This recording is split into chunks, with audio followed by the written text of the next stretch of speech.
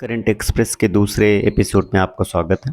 पहला प्रश्न है, संविधान के किस अनुच्छेद के प्रावधानों के तहत राहुल गांधी को लोकसभा से अयोग्य ठहराया गया है? तो ये अनुच्छेद 102 के तहत उन्हें ठहराया गया है। ये अनुच्छेद के संविधान के पार्ट 5 के अंतर्गत आता है। लोकसभा अध्यक्ष ने राहुल गांधी के मामले में संविधान के अनुच्छेद 102 एक ई का इस्तेमाल किया है। दरअसल ये जो अनुच्छेद है वो जन प्रतिनिधित्व अधिनियम के तहत आता है, 1951 वाली धारा 8(3) के तहत।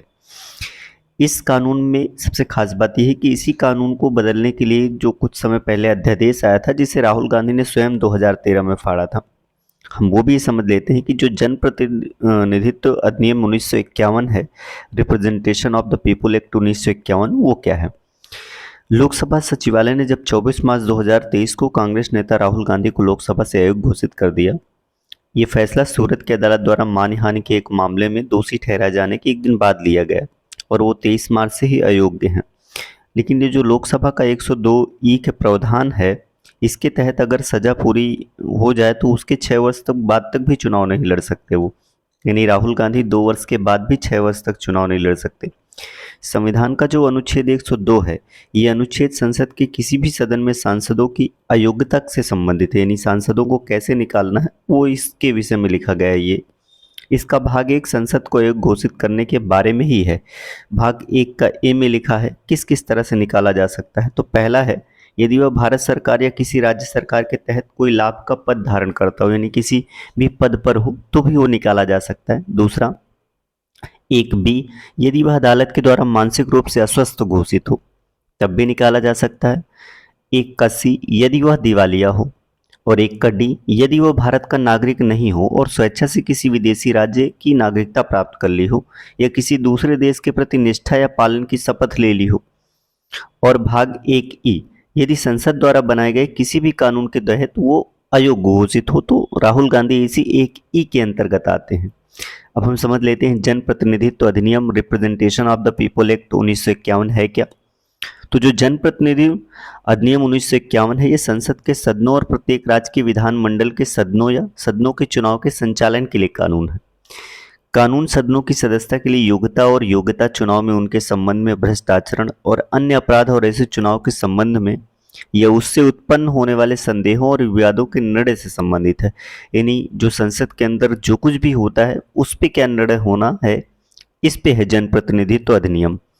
अब ये जन प्रतिनिधि अधिनियम कानून के तहत जो धारा 8(3) है, उसके अंतर्गत राहुल गांधी को अयोग्य ठहराया गया है। इसमें कहा गया है किसी भी अपराध के लिए दोषी ठहराए गए और 2 साल से कम की सजा पाने वाला व्यक्ति इस तरह की सजा की तारीख से अयोग्य हो जाएगा।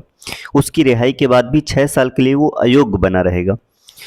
अयोग्यता को उल्टा किया जा सकता है यदि कोई उच्च न्यायालय सजा पर रोक लगा दे या सजा याफ्ता विधेयक के पक्ष में अपील फैसला करता है।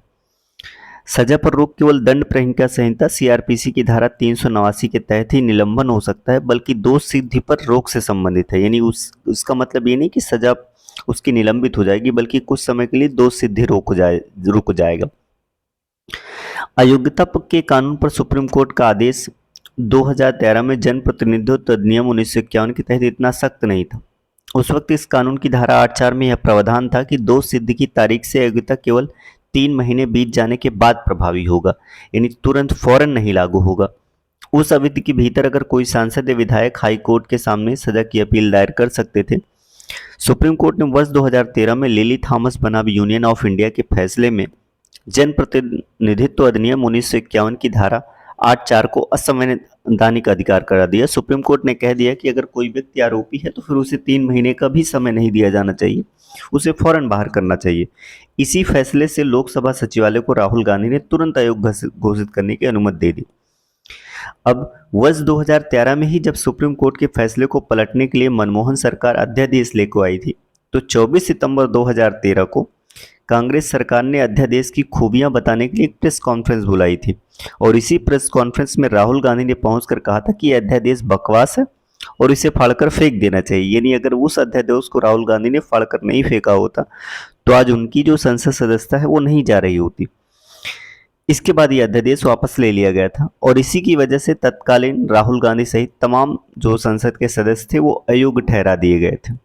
अगली खबर है, यह नेवल एक्सरसाइज कोकड़ 2023 ये भारत और यूनाइटेड किंगडम यानी यूके की सेना के बीच किया गया है। और ये एक तरह से ये जो एक्सरसाइज है वो बहुत ही रॉयल है, यानी इसका जो अभ्यास है बहुत तेजी से किया जा रहा है। और जो कोकड़ का तट है यानी जो गोवा के आसपास का तट है वहाँ पे होता है, और ये द्विवार्षिक नेवल एक्सरसाइज यानी हर 2 साल में होता है। 20 से 22 मार्च 2023 तक आयोजित होने वाले इस अभ्यास में इंडियन नेवी और यूनाइटेड किंगडम की रॉयल नेवी दोनों मिलेंगे, और इसमें गाइडेड मिसाइल, फ्रिगेट, आईएनएस त्रिशूल, और भी अन्य लेंगे। और इस वक्त जो इंडियन नेवी चीफ है उनका नाम है एडमिरल आर हरि कुमार। हाल ही में प्रदीप सरकार का निधन हुआ है, और ये जो प्रदीप सरकार है ये फिल्म दे सकते हैं, इनकी एक बहुत फेमस फिल्म थी मर्दानी, प्रणीता भी इन्होंने बनाया था। ब्रिक्स जो न्यू डेवलपमेंट बैंक है एनडीबी, उसमें से एक नया सदस्य बन गया है मिस्र। आमतौर पर ब्रिक्स का फुल फॉर्म होता है ब्राजील, रूस, भारत, चीन और दक्षिण अफ्रीका। 2014 में ये स्थापित हुआ था, लेकिन अभी इसमें मिस्र भी शामिल हो गया है इस बैंक का।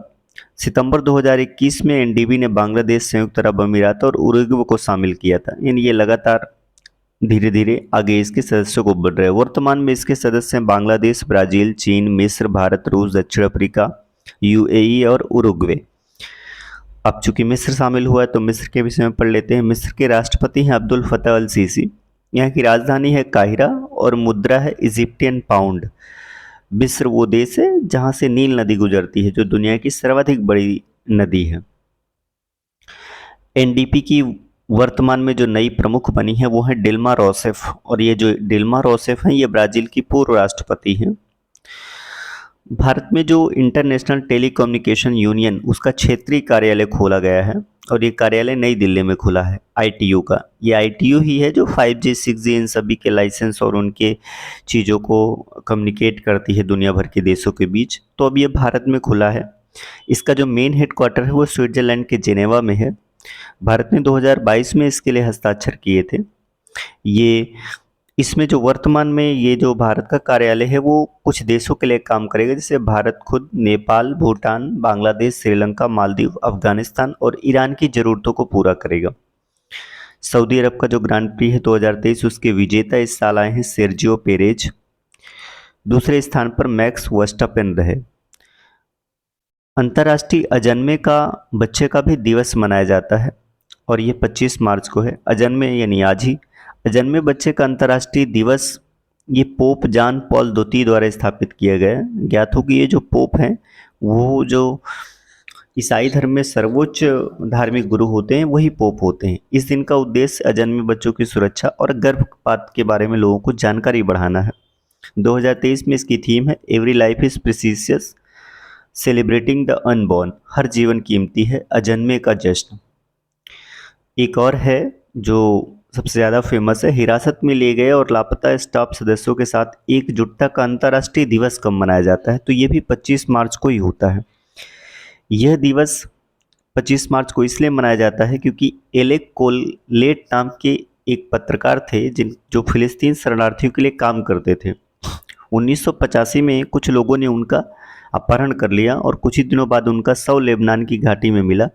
तभी से ये उस समय से ही ये हम जो दिवस है वो मनाया जाता है, ताकि लोगों को जो भी जिनको भी हिरासत में लिया जाता है उनके विषय में एकजुटता हो, दुनिया में लोग इस विषय पे जागरूक हों और क्राइम को रोका जा सके।